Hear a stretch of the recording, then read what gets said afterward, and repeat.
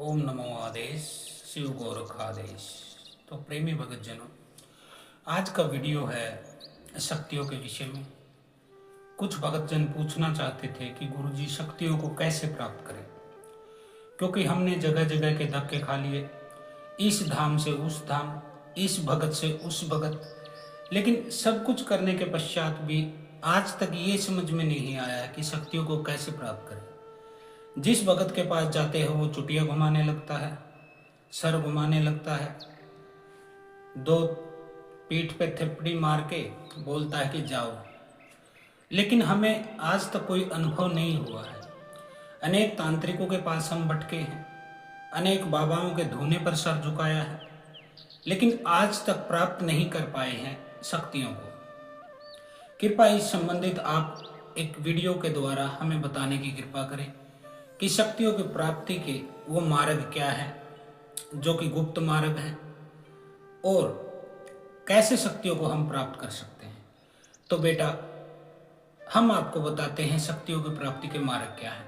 आपने कहा गुप्त मार्ग। देखिए, भक्ति में कुछ भी गुप्त नहीं होता है, जो कुछ है आपके सामने है। और जो आपको कहे कि कोई गुप्त मार्ग है तो समझ लीजिएगा कि वो पाखंडी है, ढोंगी है और आपको भ्रमित कर रहा है। भक्ति में क्या गुप्त है? भक्ति तो ढोल बजाकर होती है। जैसे मीरा ने एक तारा बजाया, गली गली जाकर नाची। कबीर चद्दर बुनते बुनते अपने राम को पा गए। नानक ने जगह जगह उस परमात्मा के, उस ओमकार के नाम के गीत गाए। भक्ति कोई छुपी हुई चीज नहीं होती है। सूफियों को आपने देखा होगा, बुल्ले शाह का ही उदाहरण ले लीजिए आप। इश्क बुल्ले नू नचावे यार ते नचना पैंदा है, सामने होवे यार ते नचना पैंदा है, आजा यार दे दीदार। तो कोई भी भगत जो हुआ है, जिसने परमात्मा को पाया है, जिसने सत्य को पाया है, उसने छुप कर कभी भी गुप्त रूप से भक्ति नहीं की है। ऐसे उदाहरण देखने को मिलते ही नहीं है। भक्ति के जो मार्ग है वो सबके सामने है और बिल्कुल सरल है। यदि कोई कहे कि गुप्त है और जटिल है, समझ लेना कि इसको कुछ अता पता नहीं है भक्ति के विषय में। तो भक्ति के जहां तक हमने देखा है 5 मार्ग है।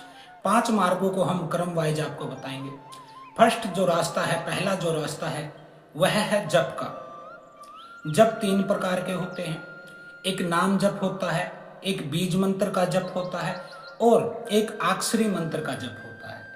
मैं एक एक करके आपकी दुविधाओं का निराकरण करूंगा इस वीडियो के अंतर्गत। आप थोड़ा ध्यान से सुनिए, क्योंकि कुछ लोगों के भीतर खोपड़ी में बुद्धि नहीं होती है, दिमाग नहीं होता है, विवेक नहीं होता है। वह चाहे कितनी भी किताबें पढ़ ले, कितनी भी वीडियो सुन ले, उनके लिए वो शब्द ही बनकर रह जाते हैं, अनुभव में कभी उतरता नहीं है। तो मंत्र 3 प्रकार से जाप किया जाता है। प्रथम नाम जप होता है, जैसे राम राम का जप, राधे राधे का जप, जय माता दी का जप। इस तरह से नाम जप किए जाते हैं, जिसमें अपने इष्ट को, देवता के नाम का जप किया जाता है। जैसे वाल्मीकि ने किया राम राम का जप। नारद जी ने वाल्मीकि को बताया कि बेटा तू राम राम के नाम का जप किया कर। अब वाल्मीकि ठहरे अनपढ़, कभी कागज कलम दवात को हाथ नहीं लगाया था, भूल गए कि राम राम जपना है। जपने लगे मरा मरा, मरा मरा।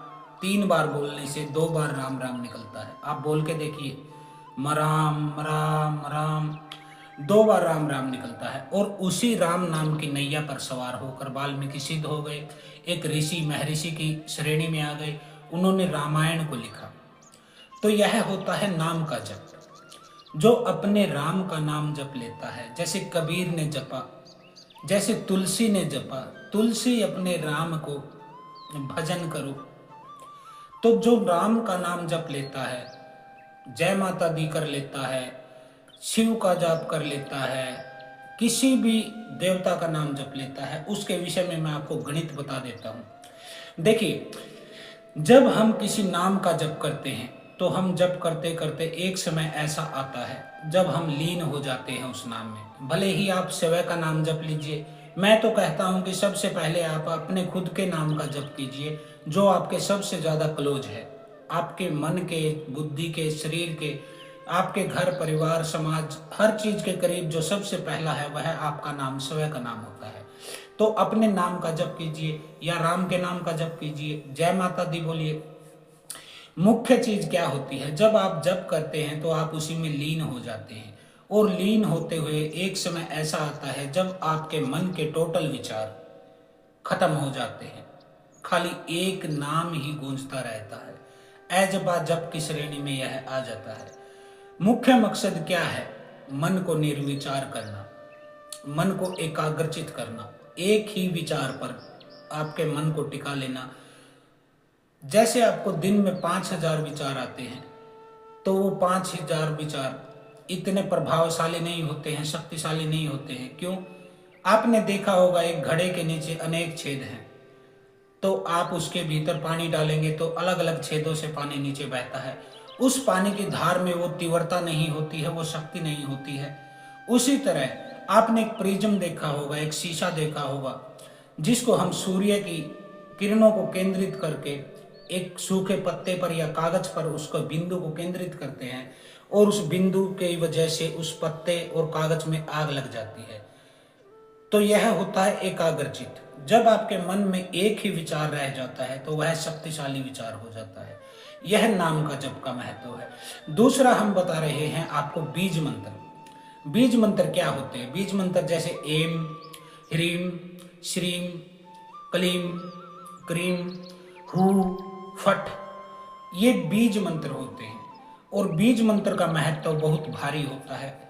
एक बीज की तरह आप यदि बो देते हैं किसी भी बीज को, मान लीजिए आपने श्री श्री श्री श्री श्री श्री श्री या cream cream cream cream cream cream cream इस तरह से जाप करना शुरू किया, तो वह एक बीज होता है जो आपके भीतर बोया जाता है।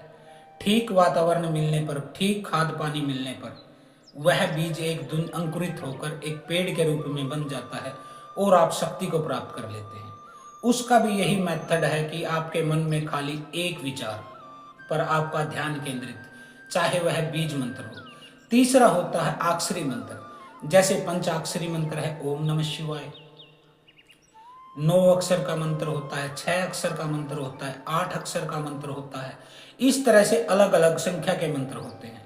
आप किसी भी मंत्र को पकड़ेंगे उसको उतने ही लाख जाप से आप सिद्ध कर सकते हैं। जैसे पंचाक्षरी मंत्र है नमः शिवाय। नमः शिवाय को आप 5 लाख की जप की संख्या यदि कर देते हैं तो यह मंत्र जागृत हो जाता है। वैसे ही ओम क्रीम कालकाय नमः, जितने इसमें अक्षर है, जितनी संख्या है, उतने ही लाख आप जाप करते हैं तो यह मंत्र भी सिद्ध हो जाता है। और मंत्र जब सिद्ध हो जाता है, मंत्र सिद्ध होने का भी वही मतलब है, रिपीटेशन, बार बार दोहराओ, बार बार दोहराना, बार बार दोहराना। इससे आपके भीतर उस एक मंत्र के प्रति निर्विचार होकर एक ही मंत्र रह जाता है जो शक्तिशाली होता है। इसका एक छोटा सा उदाहरण मैं दे देता हूँ। जैसे एक बच्चा है 5 साल का, वो बेचारा थोड़ा सादा भोला है। उसके पिता उसे कहते हैं तू गधा है, तुझे कुछ नहीं करना आता। उसके दादा कहते हैं तू गधा है। अब उसके पड़ोसी कहते हैं कि तू गधा है। स्कूल गया तो टीचर कहता है तुझे कुछ नहीं आता जाता है, तूने होमवर्क भी नहीं किया है, न ही तुझे कुछ पढ़ाई में आता है, कुछ याद नहीं रहता है, तू गधा है। टीचर के कहने के बाद उसके जो आसपास के बच्चे होते हैं, जो उसके सहपाठी होते हैं, जो उसके क्लासमेट होते हैं, जो उसके साथ पढ़ते हैं, वो भी कहने लगते हैं कि तू गधा है। वहां से एक विचार उसके मन में पक्का होने लग जाता है। फिर वह गया कॉलेज में कहते हैं तू गधा है। उसके बाद शादी होती है और वह बेचारा अब कुछ कर नहीं पाता है, ना उसका दिमाग काम करता है, ना आगे बढ़ पाता है। पत्नी कहती है तू गधा है। जब उसके बच्चे होते हैं, एक दिन पत्नी गुस्से में उस बच्चे को कहती है तू गधे का बच्चा है, तेरा बाप गधा था वैसा ही तू गधा है। इस तरह से एक ही विचार बार बार रिपीट होने लगता है, और जब वह व्यक्ति समस्याओं में घिर जाता है तो उसके मन में यही विचार आता है, यार मैं तो गधा हूँ, मेरे से कुछ नहीं होता है, मुझे कुछ नहीं आता है, कुछ याद नहीं रहता, मैं कुछ कर नहीं पाता। इसको रिपीटिशन बोलते हैं। आप इसको सकारात्मक रूप से भी बार बार दोहरा सकते हैं, जैसे ओम क्रीम कालकाय नमः, ओम क्रीम कालकाय नमः। और आप ये भी दोहरा सकते हैं कि मैं गधा हूँ, मैं गधा हूँ, मैं गधा हूँ। आप दोनों में से एक चीज को पकड़ेंगे, नेगेटिव पकड़े या पॉजिटिव पकड़े। भगवान श्री कृष्ण ने गीता में क्या कहा? उसने कहा, देख अर्जुन, तू जो जैसा तू सोचेगा वैसा ही बन जाएगा। तो यह मानसिक एक अवधारणा है, एक जो प्रमाणिक हो चुकी है। जो चीज बार बार एक ही विचार का ध्यान करेंगे, आप वही बन जाएंगे। आप समझने लगेंगे मैं तो पागल हूं, पागल हूं, पागल हूं, एक दिन पागल हो जाएंगे। आप सोचने लगेंगे मेरे ऊपर तंत्र क्रिया है, तंत्र क्रिया है, तंत्र क्रिया है, किसी ने करा दिया है, ये करा दिया है, ये करा। आपको एक दिन तंत्र क्रिया अनुभव होने लग जाती है, आपको चीजें दिखाई देने लग जाती है। आप डरते हैं, मुझे परछाई दिखाई दे रही है, मुझे कोई आवाज आ रही है, मुझे कोई स्पर्श कर रहा है। वो आपके मन का भय होता है शुरुआत में, लेकिन एक दिन ऐसा आता है कि वो चीजें सत्य होने लगती है। तो आप जैसा चाहेंगे वैसे ही हो जाएंगे, ये प्रकृति का नियम है। ठीक है बेटा, यह तो हो गया शक्ति प्राप्त करने का पहला जरिया, यानी कि नाम जप कीजिए, बीज मंत्र का जप कीजिए, या फिर आप अक्षरी मंत्र का जप कीजिए, जैसे कि ओम रीम राम, ओम क्लीम कृष्णाय, ओम दुम दुर्गाय, ओम एम क्लीम सौ, त्रिपुर सुंदरी नमो नमः। तो आप कोई भी एक चीज पकड़ लीजिए, लगातार उसको जपिए, 6 महीने साल तक जपिए। कोई भी मंत्र मत बदलिएगा बीच बीच में। कभी आप आज इस मंत्र का जाप कर रहे हो, ओम नमः शिवाय का, परसों दूसरा मंत्र उठा लिया, फिर यूट्यूब में देखा कि बंगलामुखी का मंत्र शक्तिशाली, वो करने लगे, फिर छिन्नमस्ता का पकड़ लिया आपने मंत्र। इस तरह से भागिए मत, खाली एक मंत्र को जपिए। मंत्र सभी समान होते हैं, शक्ति मंत्र में नहीं होती है, शक्ति आपकी भावना में होती है कि आप कितना जल्दी, कितना गहराई से उसको ग्रहण करते हैं। कीजिए बार बार रिपीट। मैं तो कहता हूं आप अपने ही नाम को जपिए, योगी बाबा, योगी बाबा, योगी बाबा। यदि मैं इस नाम को भी लगातार जपता हूं 1 साल तक, इस नाम में भी वो शक्ति आ जाएगी कि आप दूसरों को ठीक कर सकते हैं। तो यह होता है रिपीटेशन का मतलब, बार बार दोहराना एक चीज को। कहते हैं ना कि एक झूठ को 100 बार बोलकर फिर वह सत्य प्रतीत होने लग जाता है। तो यह होता है नाम जप का पहला। दूसरा होता है शक्तियों प्राप्त करने का, वह होता है ध्यान। अब ध्यान में क्या आता है? ध्यान में सबसे बड़ा ध्यान क्या है, सबसे महत्वपूर्ण ध्यान क्या है, और सबसे सरल ध्यान क्या है? सबसे शक्तिशाली ध्यान जो है वह होता है नाद ब्रह्म का ध्यान, अनाहत नाद का जो है ध्यान। यदि अनाहत नाद आपका जागृत है, आप उसे पकड़ लेते हैं, सुन लेते हैं, पहचान लेते हैं, फिर आपको कुछ नहीं करना। आप चुपचाप बैठ जाइए सिद्धासन में या लेट जाइए और उस ध्वनि पर अपना ध्यान केंद्रित कीजिए। अब नाद ब्रह्म कई लोग नहीं जानते हैं क्या होता है, और यह नहीं जानते हैं कि नाद ब्रह्म से हमें शक्ति कैसे मिलती है। तो उसकी मैं एक चीज बता देता हूं बेटा। नाद ब्रह्म होता है परमात्मा की आवाज। आप ऐसे करेंगे, 2 चीजें टकराने से आवाज प्रकट होगी, ऐसे करेंगे तब भी आवाज प्रकट होगी।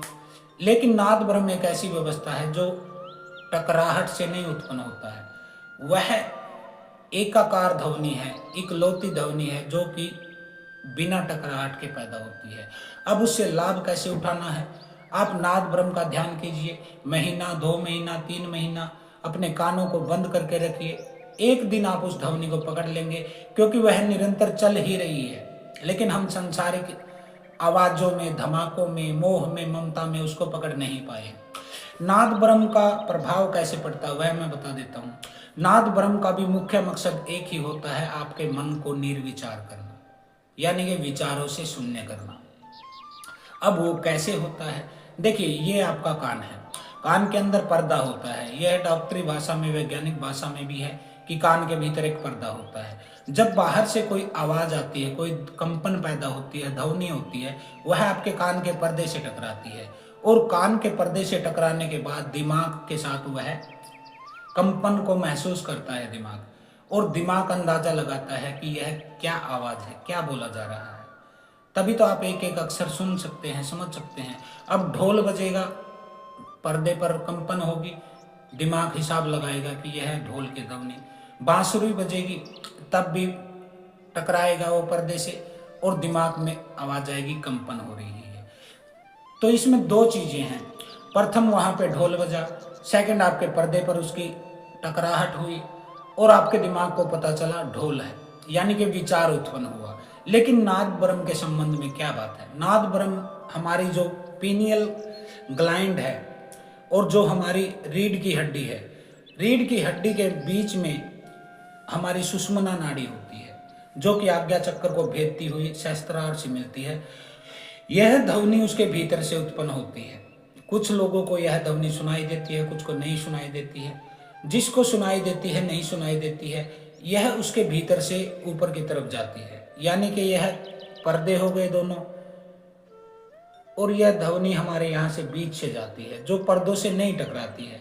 अब पर्दों से नहीं टकराती है तो दिमाग को कंपन महसूस नहीं होती है, उसको विचार आता ही नहीं है कि ये कैसी ध्वनि है। उसको खाली उस चीज का विचार आता है जो बाहर से ध्वनि टकराती है। अब यह टकराती नहीं कान के पर्दों से, तो दिमाग हमारा जो चेतना है, बुद्धि है, जो कुछ भी है, उसको पता नहीं चलता है कि ये किस चीज की ध्वनि है, और इसको सुनते सुनते वह निर्विचार होता है। क्योंकि जिस चीज का पता ही नहीं है उसका विचार काहे का प्रकट होगा, बिल्कुल भी प्रकट नहीं होगा। तो यह भी आपको निर्विचार करने की एक कला है। इसके बाद निर्विचार होने के पश्चात फिर धारणा प्रकट होती है। धारणा की मैं गहरे ध्यान में जा रहा हूँ, मैं गहरे ध्यान में जा रहा हूँ, मेरा आज्ञा चक्कर जागृत हो रहा है, मेरा कंठ चक्कर जागृत हो रहा है, हृदय चक्कर जागृत हो रहा है, नाभि चक्कर जागृत हो रहा है। इस तरह से आप एक ही विचार को रिपीट करते हैं, बार बार दोहराते हैं, बार बार दोहराते हैं, और वह विचार इतना शक्तिशाली हो जाता है कि आपका आज्ञा चक्कर, हृदय चक्कर, कंठ चक्कर जागृत हो जाता है। तो यह सारा खेल होता है नाद ब्रह्म का। धारणा के बाद ध्यान लगता है, और ध्यान के बाद समाधि। जैसे ही आप समाधि में पहुंचते हैं आपको सत्य का ज्ञान हो जाता है, परमात्मा का, आत्मा का, ब्रह्मांड का, हर चीज का आपको ज्ञान हो जाता है। तो ध्यान का रास्ता भी है। अब सबसे सरल ध्यान है नाद ब्रह्म का, लेकिन लोगों को जिनको पता नहीं है उनके लिए सरल ध्यान क्या है? उनके लिए सबसे सरल ध्यान है श्वास का ध्यान। आप अपनी श्वास पर ध्यान कीजिए। श्वास अंदर आई तब जान लिया, महसूस कर लिया श्वास आई, श्वास बाहर गई तब जान लिया श्वास गई। इस तरह से यदि आप श्वास पर भी ध्यान देते हैं तो फिर आप निर्विचार होने की स्थिति में चले जाते हैं, और शक्तियां आपके भीतर प्रकट होने लगती हैं, सिद्धियां प्रकट होने लगती हैं। इसके अलावा आप सीधा सीधा ध्यान अपने नाभि चक्कर पर भी कर सकते हैं। आंख बंद करके बैठ जाइए या फिर लेट जाइए। लेट कर आप अपने पेट पर, अपनी नाभि के 2 इंच ऊपर कोई कटोरी रख लीजिए, कटोरी में पानी डाल लीजिए, वह रख लीजिए, या कोई वजन की चीज रख लीजिए। मान लीजिए अपना मोबाइल रख लिया है, और उस पे ध्यान कीजिए, उस वजन पे, जो वहां पे वजन आ गया है जिस चीज का, बिल्कुल उसको नाभि चक्कर के ऊपर रखिए, और फिर आराम से लेटकर उस पर ध्यान कीजिए। श्वास आई तो वह चीज ऊपर की तरफ उठेगी, पेट ऊपर की तरफ उठेगा। श्वास बाहर निकलेगी तो वह नीचे की तरफ बैठेगा। उस वजन की वजह से आपका ध्यान उस जगह पर एकाग्रचित होगा और आपका नाभि चक्कर जागृत हो जाएगा। उसके बाद आप हृदय चक्कर पर ध्यान लगा सकते हैं। बैठ जाइए ऐसे सुखासन में और अपने हृदय पर ध्यान दीजिए। हृदय जहां धड़कता है उससे कंपन फील होती है, वहां ध्यान लगाइए, हृदय चक्कर जागृत हो जाएगा 2-4 महीने में आपका। उसके अलावा आप कंठ चक्र पर भी अपना ध्यान कर सकते हैं। ऐसे कोई चीज लीजिए, आपको सीधा सीधा ध्यान नहीं टिकता है तो कोई ऐसे ले लीजिए और एक हल्का सा गांठ लगा लीजिए, जिससे आपको महसूस हो ये भाग, यहाँ पे ध्यान कीजिए। या फिर आप आज्ञा चक्कर पर अपना सीधा सीधा ध्यान कीजिए। यदि आप सीधा सीधा आज्ञा चक्कर पर ध्यान नहीं कर सकते हैं तो 1 रुपए का, 2 रुपए का, 5 रुपए का सिक्का रख सकते हैं आप इस जगह पे। उसके वजन को आप ध्यान कीजिए। कुछ दिन बाद आप उस रुपए को हटा भी देंगे, सिक्के को हटा भी देंगे तो आपका ध्यान जमने लगेगा। तो इस तरह से आप चक्रों का जागरण कर सकते हैं। श्वास के द्वारा शक्ति का जागरण कर सकते हैं। श्वास आई तब ध्यान किया कि मेरे भीतर ईश्वर की शक्ति हवा के द्वारा, ऑक्सीजन के द्वारा, सांस के द्वारा मेरे शरीर में जमा हो रही है, इकट्ठी हो रही है, भर रही है। श्वास निकले तब क्या सोचना, तब ये सोचना मेरे भीतर जो भी नेगेटिविटी है, नकारात्मक विचार है, गंदे ख्याल है, कोई कमजोरी है, कोई भय है, वह बाहर निकल रहा है। इस तरह से भी यदि आप 3 से 6 महीने तक लगातार ध्यान कर लेते हैं तो आप शक्ति को प्राप्त कर लेंगे। ये लिख कर कोरे कागज में जेब पर डाल लेना, कहीं चक्कर काटने की जरूरत नहीं, कहीं बाबाओं के चक्कर काटने की जरूरत नहीं, तांत्रिकों के चक्कर काटने की जरूरत नहीं, इस धाम से उस धाम कहीं चक्कर नहीं काटना है आपको। खाली इनमें से एक ध्यान आप कीजिए। 2 मार्ग हो गए बेटा है। अब तीसरा मार्ग क्या है? तीसरा मार्ग होता है त्राटक साधना। त्राटक साधना क्या होती है? किसी भी चीज पर एकाग्रता से टकटकी लगाकर देखने को त्राटक बोला जाता है। शक्ति प्राप्त करने का ये तीसरा तरीका है। इसको आप कैसे करेंगे? जैसे मेरे माथे पर ये बिंदी बनी है, ऐसा ही आप किसी कोरे कागज पर एक कोरा कागज ले लीजिए, 1.5-2 फुट चौड़ा चकोर कागज लीजिए, या फिर आपकी दीवार साफ है, जैसे ये कलर है, कोई धब्बे नहीं है, वहां पर आप बिंदी बना लीजिए। नीले रंग का बनाइए या काले रंग का बनाइए, ये 2 कलर का आप बिंदी बना सकते हैं, चिपका सकते हैं, कागज पर चिपका सकते हैं, दीवार पर चिपका सकते हैं। उस पर ध्यान दीजिए, लेकिन वह बिल्कुल आपकी आंखों की सीध में होना चाहिए, न तो आपको ऊपर उठानी पड़े नजरें, न नीचे उठानी पड़े। फिर अपने कंधे सीधे करके, रीढ़ सीधे करके उस पर ध्यान करें। 5 मिनट से शुरू करें इस ध्यान को, 10 मिनट, 15 मिनट, 20 मिनट, 25 मिनट, इस तरह से महीने दर महीने, 2 महीने, 3 महीने, इस अभ्यास को 45 मिनट तक आप ले जा सकते हैं। 45 मिनट पर आप ले जाएंगे तो यह अभ्यास आपका सिद्ध हो जाता है, बिंदु त्राटक आपका सिद्ध हो जाता है। बिंदु त्राटक के बाद आपका अगला ऑप्शन क्या है? आप दर्पण पे त्राटक कीजिए। दर्पण एक शीशा ले लीजिए, आईना ले लीजिए, ग्लास ले लीजिए, जो भी आपकी भाषा में, उसको अपने सामने 3 फुट की दूरी पर अपनी आंखों के बिल्कुल सामने टांगिए, जिसमें आपका इतना फेस दिखाई देता हो। अब अपने माथे पर एक टिक्का लगाइए, जैसे मैंने लगाया हुआ है, और इस टिक्के पर ध्यान कीजिए, इस बिंदी पर ध्यान, बिंदु पर ध्यान कीजिए, बिल्कुल अपनी आंखों के सामने। पहले 5 मिनट कीजिए, फिर 10 मिनट कीजिए, जैसे जैसे दिन बढ़ते जाएं इसको बढ़ाते चले जाइए। 45 मिनट इसको लेके जाना है आपको। और इस साधना को करते हुए आपको अनेक चीजें दिखाई देंगी, अनेक अनुभव होंगे। उस आईने में आपका फेस बदलता हुआ महसूस होगा। कभी बंदर का फेस बन जाएगा, कभी शेर का बन जाएगा, कभी भूत का, प्रेत का, जिन का, चुड़ैल का, मसान का। और एक समय तो ऐसा आता है कि पूरा खाल ही नहीं दिखाई देगा, खाली जैसे खोपड़ी होती है ना, मरे हुए आपने देखी होगी खोपड़ी, वो खोपड़ी दिखाई देने लग जाती है। उस समय डरे नहीं, अपने गुरु का स्मरण करें, गुरु से प्रार्थना करें कि मेरी रक्षा करे, और उसको एक टक देखते जाए। 45 मिनट का अभ्यास यदि आप कर लेते हैं, इसको जमा लेते हैं ध्यान को, तो दर्पण त्राटक भी आपका सिद्ध हो जाता है। यह दर्पण आपके लिए एक दिव्य दृष्टि का काम भी करता है। यदि आपने इसको सिद्ध कर लिया तो आप किसी भी व्यक्ति के बारे में, यदि आपको पूछा देना है, पर्चा बनाना है, उसके बारे में जानना है, आप उस दर्पण के भीतर उसको देख सकते हैं। अपने गुरु को प्रार्थना कीजिए और उस दर्पण में देखिए उस व्यक्ति का नाम, उसके पिता का नाम, और जहाँ रहता है उसकी जगह का नाम। यह मन में दोहराइए और दर्पण में आपको सब कुछ दिखाई दे जाता है। लेकिन बेटा, इस दर्पण को सामान्य तौर पर यूज नहीं करना है आपको। अपने अभ्यास के पश्चात इसको लाल कपड़े में लपेट कर रख देना है, यानी कि इसमें किसी दूसरे को नहीं देखना है, आपको भी नहीं देखना है। आपको खाली अपना अभ्यास के समय, जब आप 5 मिनट, 10 मिनट, 45 मिनट तक करेंगे, उस समय देखना है। उसके बाद कपड़े में इसको ढककर आप रख दीजिए।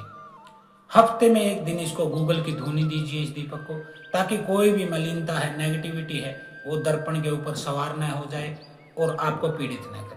खाली धुनी दे दीजिए हफ्ते में 1 दिन, अपने गुरु का नाम लेकर, गुरु गोरखनाथ का नाम लेकर, वह क्लीन हो जाता है। उसके पश्चात तीसरा होता है दीपक त्राटक। आप किसी दीपक की लौ पर देख सकते हैं, किसी बल्ब पर देख सकते हैं, कोई 10 वाट का, 15 वाट का, 20 वाट का बल्ब, उस पर भी आप अपना ध्यान एकाग्रचित कर सकते हैं। और जो दीपक पर ध्यान एकाग्रचित कर लेते हैं 6 महीने, 1 साल, उनकी आंखों में वो तेज आ जाता है, वो शक्ति आ जाती है, उनकी पुतलियां ठहर जाती हैं, हिलती नहीं है फिर, न ही वो बार बार पलक झपकाते हैं। यदि यह सिद्धि आपने कर ली, इसको भी आपको 5 मिनट से शुरू करके 45 मिनट तक लेके जाना है। हर सिद्धि का मतलब होता है 45 मिनट तक। यदि आप निर्विचार होकर उस चीज को देख लेते हैं तो आप सिद्धि प्राप्त कर लेते हैं। 45 मिनट की गणना वैज्ञानिक भी है। स्कूल में जो घंटी लगती है वह 45 मिनट की ही होती है। 45 मिनट में आपका अवचेतन मन उस चीज को मान लेता है, चेतन मन आपका सो जाता है, वह धारणा आपके अंतर मन में चली जाती है। तो दीपक त्राटक कीजिए आप। दीपक त्राटक करने के बाद, सिद्धि के बाद, आप किसी की भी तंत्र पीड़ित व्यक्ति की आंखों में देखकर यदि मंत्र जाप कर देते हैं तो उसके भीतर जो भूत प्रेत होता है वह जलने लगता है, चिल्लाने लगता है, दौड़ने लगता है, भागने लगता है। यह सिद्धि आपके अंदर आ जाती है। किसी की आंखों में देखकर आप कोई निर्देश देंगे, वह आपकी बात को मानने लग जाता है। आपका इतना ऑरा मजबूत हो जाता है कि सामने वाला व्यक्ति आपसे नजर भी नहीं मिला पाता है।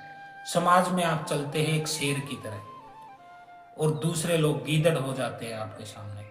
इतने शक्तिशाली आप हो जाते हैं। दीपक त्राटक के पश्चात आपको चंद्रमा त्राटक करिए, मूर्ति त्राटक करिए, अपने इष्ट की मूर्ति ले लीजिए, या जिसको आप सबसे ज्यादा पसंद करते हैं, अच्छा लगता है जो व्यक्ति, उसका फोटो ले लीजिए। उसको भी अपनी आंखों के सामने 3 फुट की दूरी पर बिल्कुल आंखों की सीध में रखिए और उसके माथे पर ध्यान कीजिए। 45 मिनट तक इसको आप सिद्ध कर लेते हैं। फिर आप किसी भी व्यक्ति को अपने विचार भी भेज सकते हैं, उसको कोई भी बात आप उसके मन में पहुंचा सकते हैं। यह वशीकरण में काम आता है, टेलीपैथी में काम आता है। इस तरह से आप मूर्ति त्राटक में सिद्धि प्राप्त कर सकते हैं। फिर चंद्र त्राटक कर सकते हैं, तारे पर त्राटक कर सकते हैं, कोई दूर लाइट जग रही है आप उस पर त्राटक कर सकते हैं। तारे पर यदि आपने त्राटक कर लिया, चंद्रमा पर त्राटक कर लिया, फिर आप अपने विचारों को, निर्देशों को हजारों मील दूर बैठे व्यक्ति के भीतर भी पहुंचा सकते हैं। तो यह होता है मूर्ति त्राटक। और अंतिम त्राटक होता है सूर्य त्राटक। जब सूर्य सुबह निकलता है उस समय वह लाल पीले रंग में होता है। उस समय आप 15 मिनट त्राटक कर सकते हैं। उसके बाद मत कीजिएगा जब तेज सूरज निकल जाए, फिर आपके आंखों को नुकसान हो सकता है। बिल्कुल सूर्य जस्ट निकलने ही वाला है, निकल ही रहा है, उस समय त्राटक कीजिए। सूर्य त्राटक की सिद्धि के पश्चात तो आप महायोगी हो जाते हैं। तो बेटा ये था तीसरा तरीका शक्ति को प्राप्त करने का। अब चौथा तरीका क्या है? वह होता है आपके इष्ट का। चाहे इष्ट आपके शिव हैं, कृष्ण है, राम है, देवी हैं, हनुमान जी हैं, कोई भी आपका इष्ट हो सकता है। आप किसी भी धर्म के मानने वाले हो सकते हैं। फिर उसका होता है उनकी पूजा, उनकी भक्ति, उनकी साधना, उनके मंत्र जाप। खुद को समर्पण कर दीजिए उनके समक्ष। चाहे कुल देवी है वह, चाहे पितर है, चाहे आपके कोई इष्ट देवी देवता है, उनकी कृपा से भी आप शक्ति को प्राप्त कर सकते हैं। जैसे हमने देवी काली की शक्ति को प्राप्त किया, योगी गुरु गोरखनाथ की शक्ति को प्राप्त किया, जाहरवीर गोगा जी की शक्ति को प्राप्त किया, माता मसाणी की शक्ति को प्राप्त किया, माता त्रिपुर सुंदरी की शक्ति को प्राप्त किया। इस तरह से आप अपने सेवा भाव से, भक्ति भाव से उनको प्रसन्न कर लेते हैं। भक्ति में इतना डूब जाइए कि बस तू ही तू है, मैं नहीं, एक तू ही तू है। इतना समर्पण यदि आप कर देते हैं तो आपके इष्ट हैं, कुल देवी है, जो कोई भी आपके देवी देवता है, उनकी कृपा से भी आपका जो है दृष्टि चक्कर जागृत हो जाता है। दृष्टि चक्कर जागृत होना यानी कि आज्ञा चक्कर जागृत होना। आज्ञा चक्कर को आप ये मानिए जैसे कोई गाड़ी है, उसमें अनेक सीट है, अनेक सवारियां बैठी है, लेकिन उस गाड़ी को चलाने वाला एक होता है। जब तक ड्राइवर नहीं होता है, ड्राइवर नहीं होता है, तब तक उस गाड़ी को कोई चला नहीं सकता है ना। तो वो चलाने वाला ड्राइवर ये होता है आपका आज्ञा चक्कर, आपका त्रिनेत्र। यहाँ से आप पूरे शरीर के सभी चक्रों को, सभी शक्तियों को निर्देश दे सकते हैं, उनको ड्राइव कर सकते हैं, उनको चला सकते हैं। स्पीड से चलाइए, धीमा चलाइए, ब्रेक मारिए, रेस दीजिए, दाएं मोड़िए, बाएं मोड़िए, यह उस चक्कर के द्वारा आप कर सकते हैं। इसको आपका इष्ट जागृत कर सकता है यदि वह आपके ऊपर प्रसन्न हो। इसलिए आप भक्ति मार्ग में जाइए। खासकर ये महिलाओं के लिए मैं बता रहा हूँ, क्योंकि ध्यान, योग और तंत्र मार्ग महिलाओं के लिए सुलभ नहीं है, बहुत जटिल मामला है बेटा। इसमें मत फंसिएगा किसी बाबा के चक्कर में। आप खाली भक्ति मार्ग में आगे बढ़िए, इतनी भक्ति कीजिए उसकी, इतना प्रेम कीजिए उससे, क्योंकि स्त्री का हृदय प्रेम से भरा होता है। इतना प्रेम कीजिए, चाहे आप कान्हा के भगत हैं, श्याम जी के भगत हैं, किसी देवी के भगत हैं, देवी दुर्गा के, काली के, किसी भी देवी के देवता के आप भगत हैं, आप प्रेम कीजिए उनके साथ, मन मन में उनके प्रति धारणा रखिए। आंखें बंद करें तो उनकी मूर्ति को, उनकी इमेज को, उनकी फोटो को निहारिए कि जैसे वो दिखाई दे रही है। खाना खाएं तब उनका नाम लीजिए कि आपकी कृपा से खा रही है। कोई भी काम करें उनके नाम से शुरू कीजिए। पूजा पाठ कीजिए, जोत जलाइए, अग्नि पर भोग दीजिए उनको। ऐसे नहीं कि आपने डाल दिया भोग और उसको चूहे खा गए, कीड़े मकोड़े खा गए, नहीं। अग्नि जलाइए, गोबर के कंडे के उपले के या लकड़ी से, या फिर कपूर का प्रयोग कीजिए। पूजा का कपूर मिल जाएगा आपको बड़ी आसानी से, उस पर भोग दीजिए। भोग क्या देना है? 2 लौंग 1 मिश्री का, 2 लौंग 1 मिश्री आग पर भोग दीजिए। लौंग को घी में थोड़ा डुबो लीजिएगा और उसका भोग दीजिए उस देवता के नाम से। आप शक्ति को ऐसी प्राप्त करेंगे, आपका घर ही मंदिर बन जाएगा। आपके घर में इतनी ऊर्जा हो जाएगी, कोई भी मरीज, कोई भी बीमार, दुखी वहां पर आएगा, उसको शांति मिलेगी, आनंद की अनुभूति होगी, उसके दर्द दुख खत्म हो जाएंगे। तो इष्ट की कृपा से भी आप शक्ति को प्राप्त कर लेते हैं। यह था चौथा। और 5वां क्या है? आप शक्ति को प्राप्त कर सकते हैं। 5वां है सेवा का मार्ग। सेवा पेड़ पौधों की भी हो सकती है। आप वन लगाइए, पेड़ पौधे लगाइए, उनकी केयर कीजिए, उनमें पानी दीजिए, खाद दीजिए, उनकी सेवा कीजिए। आप प्रकृति से जुड़िए, अपने हाथों को मिट्टी में डालिए। आपके मन के भीतर एक सकारात्मक विचार आना चाहिए। प्रकृति से जुड़ना। बुद्ध रहते थे राजमहल में, लेकिन मनुष्यों में, मनुष्य जाति उनको आनंदित नहीं कर पाई। तब वह भागे जंगल की तरफ। पेड़ पौधों में उन्हें शांति मिली। पेड़ पौधों में, एक वृक्ष के नीचे गया में उनको ज्ञान की प्राप्ति हुई। तो आप पेड़ पौधों की सेवा कीजिए, पशु पक्षियों की सेवा कीजिए। चाहे बंदर है, गाय है, कुत्ता है, पक्षी है, पशु पक्षियों को आप दाना डालिए। दाना डालिए उस परमात्मा का नाम लेकर कि हे परमात्मा, आपने मुझे इतना दिया, मैं भी आगे किसी का पेट भरूंगा। कमजोर, बीमार और टूटे फूटे, जख्मी पशु पक्षियों की सेवा कीजिए। उससे भी आप शक्ति को प्राप्त कर सकते हैं, सिद्धियों को प्राप्त कर सकते हैं। मनुष्यों की सेवा कीजिए। बीमार है, बुजुर्ग है, अपाहिज है, ऐसे लोगों की मदद कीजिए। एक दिन देखिएगा, 6 महीने, साल बाद परमात्मा आपके भीतर उतर जाएगा। लेकिन कोई ढोंगी समाज सेवी मत बनिएगा बेटा, क्योंकि आजकल जो समाज सेवी लिखते हैं ना, उनसे बड़ा ढोंगी, पाखंडी, लालची, स्वार्थी कोई है नहीं। पहले वह आते हैं समाज सेवा में, करते हैं सेवा। किसी को जूते दे दिए, कंबल बांट दिए, खाना खिला दिया, भंडारा लगा दिया। कुछ दिन बाद पता चला है कि वो तो नेताजी बन गए, चुनाव आया है, अब चुनाव लड़ रहे हैं। ऐसे पाखंडियों से बच के रहिए। वो समाज सेवी नहीं, वो समाज का नाश करने वाले लोग हैं। एक टीचर ने एक दिन कहा अपने बच्चों से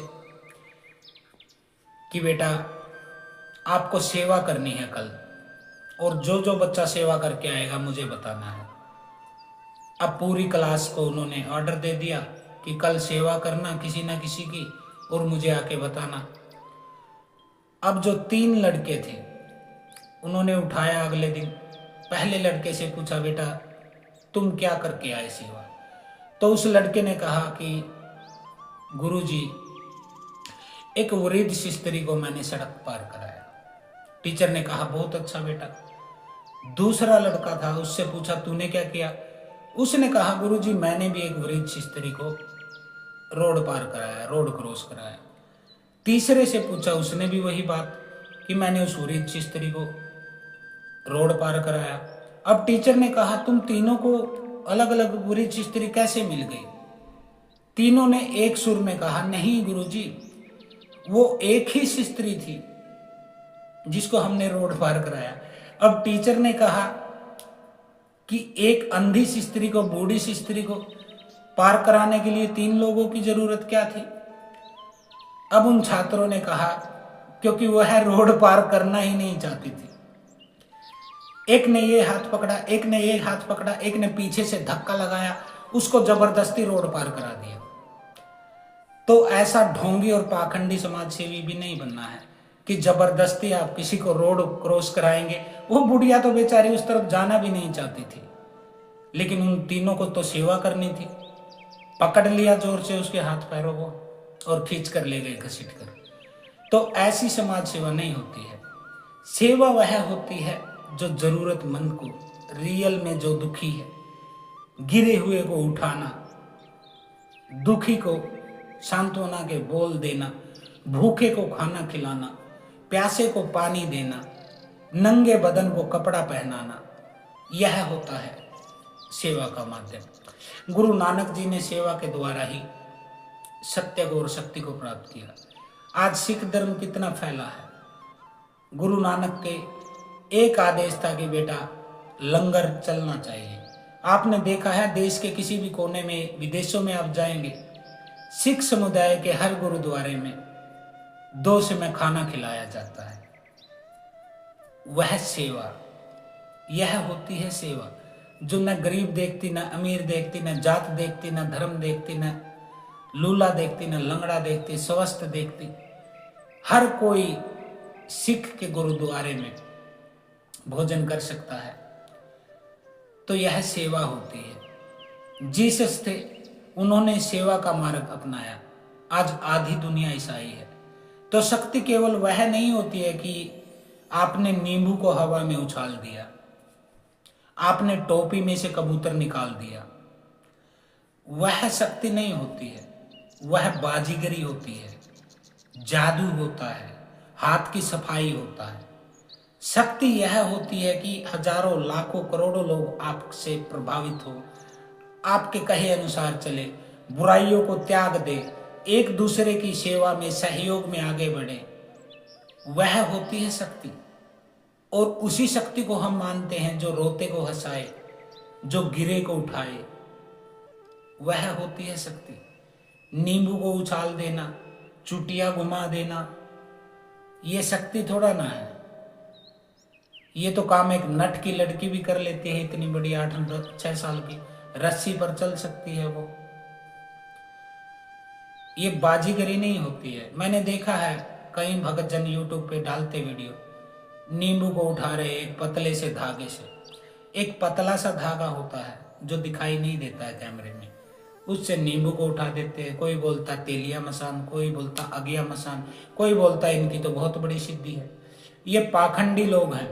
एक जादूगर जो होता है ना, वह स्वीकार कर लेता है कि मैं हाथ की सफाई कर रहा हूँ, मैंने नजर को बांध रखा है, क्योंकि नजर बांधने का भी तो मंत्र होता है। उसको सिद्ध करने के बाद आप पूरी भीड़ को जो चाहे वो दिखा सकते हैं, जबकि वह चीज रियल नहीं होती है। जैसा वो तांत्रिक जो सिद्ध है, जो बाजीगर है, वह मन में विचार लाएगा, आपको वही चीज दिखाई देगी। आपको 10 का नोट 500 का दिखेगा, 500 का नोट 1000 का दिखेगा। तो वह बाजीगरी है। वो लोग स्वीकार कर लेते हैं कि हम हाथ की सफाई कर रहे हैं, लेकिन आपके तथाकथित धर्म गुरु, बाबा लोग, ये भगत, ये चमत्कार समझते हैं इन चीजों को। आपको भी प्रचारित करते हैं कि यह चमत्कार कर दिया, वाह वाह चमत्कार कर दिया, नींबू को हवा में उठा दिया, हंडिया को हिला दिया। तो ऐसे पाखंडियों से भी दूर रहे। मेरे से एक बार किसी ने पूछा था, गुरुजी की चमत्कार क्या है, कैसे होता है? मैंने कहा बेटा, सबसे बड़ा एक चमत्कार यह है कि तुम इस धरती पर आए हो। इससे बड़ा और क्या चमत्कार होगा? तुम बोल रहे हो ये चमत्कार, तुम देख रहे हो ये चमत्कार। इससे अधिक जो चमत्कार करे वह आपकी नजर को बांधता है, आपको मूर्ख बनाता है, बुद्धू बनाता है, चूतिया काटता है आपका। चमत्कार हवा में नहीं होते हैं। चमत्कार होता है आपके जीवन में यदि कोई परिवर्तन आ जाए, आपके जीवन में कोई सुधार आ जाए, उसको हम मानते हैं चमत्कार। आपके जीवन से कष्टों का नाश हो जाए, आपके जो दुर्भाग्य है, आप कुछ कर नहीं पा रहे हैं, नुकसान पे नुकसान, नुकसान पे नुकसान, वह चीजें बंद हो जाए, आपके साथ अच्छा होने लगे, मांगलिक होने लगे, आपका जीवन भक्ति में आगे बढ़े, आपके घर से कलेश खत्म हो जाए, हर किसी से प्यार प्रेम आपका हो जाए, आपके दुश्मनों की संख्या कम हो जाए, आपका व्यक्तित्व इतना आकर्षणमय हो जाए कि जो भी आपके पास बैठ जाए बस बैठ ही जाए, फिर वो उठने का नाम नहीं लेगा। आपसे जो बात करने लगे फिर बात करता ही चला जाए, फोन रखने का नाम नहीं लेगा। इसको मैं बोलता हूं शक्ति, इसको मैं बोलता हूं आकर्षण। यदि आपका हाथ रख देने से खाली किसी को तसल्ली मिले, विश्वास हो, उसके शरीर में एक ऊर्जा का संचार हो, शरीर में एक आनंद की लहर दौड़ जाए, यह होती है शक्ति। आप भूले को, भटके को सही मार्ग पर ले आए, यह होती है शक्ति। ये नींबू उछालना, चुटिया घुमाना, हंडिया को हिला देना, टोपी से कबूतर निकाल देना, ये तो बाजीगरी है। तो शक्ति 5 प्रकार की होती है, 5 प्रकार से प्राप्त की जा सकती है। मंत्र जप के द्वारा, ध्यान साधना के द्वारा, त्राटक के द्वारा, अपने इष्ट की पूजा भक्ति के प्रेम के द्वारा, और नंबर 5 सेवा के द्वारा। सेवा आप साधु संतों की कीजिए, गौ ब्राह्मण की सेवा कीजिए, गरीब की सेवा कीजिए, अपाहिज की सेवा कीजिए, बुजुर्ग की सेवा कीजिए, पशु पक्षियों की सेवा कीजिए, पेड़ पौधों की सेवा कीजिए। सेवा का नाम सबसे बड़ा है। और यह भी नहीं सोचना है कि सेवा मैं कर रहा हूं। यदि आपको शक्ति को प्राप्त करना है, हाँ, घमंडी बनना है, पाखंडी बनना है, ढोंगी बनना है, फिर ये सोचिए कि मैं सेवा कर रहा हूं। और यदि शक्तियों को प्राप्त करना है तो ये बोलिए कि तू करा रहा है, मेरी क्या औकात में कुछ कर पाऊं। आपकी मर्जी के बगैर पत्ता नहीं हिलता है, मैं कैसे सेवा कर पाऊंगा। आपने मुझे मौका दिया है, आप मुझे चला रहे हैं। यदि इस भावना के साथ आप सेवा करते हैं तो मैं उसे सेवा मानता हूं। जो नानक ने किया था, जो जीसस ने किया था, उसको मैं सेवा मानता हूं। तो शक्तियों के बारे में मैंने आपको बताया, कैसे प्राप्त कर सकते हैं। इनमें से जो आपको रुचे, मंत्र रुचे, ध्यान रुचे, त्राटक रुचे, इष्ट की सेवा पूजा भक्ति रुचे, या फिर दीन दुखी गरीब उनकी सेवा रुचे, इनमें से किसी एक चीज की पूंछ पकड़ लो बेटा, छोड़ना मत उसको। ये नहीं कि 6 महीने साल आपने किया और सोचा नहीं हुआ तो अब नहीं। 90% लोग पता है कब छोड़ देते हैं अपनी क्रियाओं को, जब वो 95% सफलता को पा लेते हैं, खाली 5% रह जाता है मामला, तब वह थक कर बैठ जाते हैं कि नहीं होगा, तुमसे न हो पाएगा बेटा। उस समय वह छोड़ते हैं जब 95% वह चीजों को पा लेते हैं। खाली एकाग्रता रखिए, आप निर्विचार होने की कोशिश कीजिए। एक दिन ऐसा आएगा जब आपके मन में कोई भी विचार नहीं रहेगा, और यह निरंतर अभ्यास से आएगा। और जिस दिन आपने खुद को खाली कर लिया, जीरो कर लिया, शून्य कर लिया, उस दिन वो परमात्मा आपके भीतर उतर जाता है। फिर आपके शरीर से एक सुगंध पसरती है जो चारों तरफ फैलने लग जाती है। कहते हैं ना कि खुशबू हवा के रुख की मोहताज होती है, लेकिन अच्छाई स्वयं चारों तरफ फैलने लग जाती है। खुशबू को फैलने के लिए हवा चाहिए बेटा।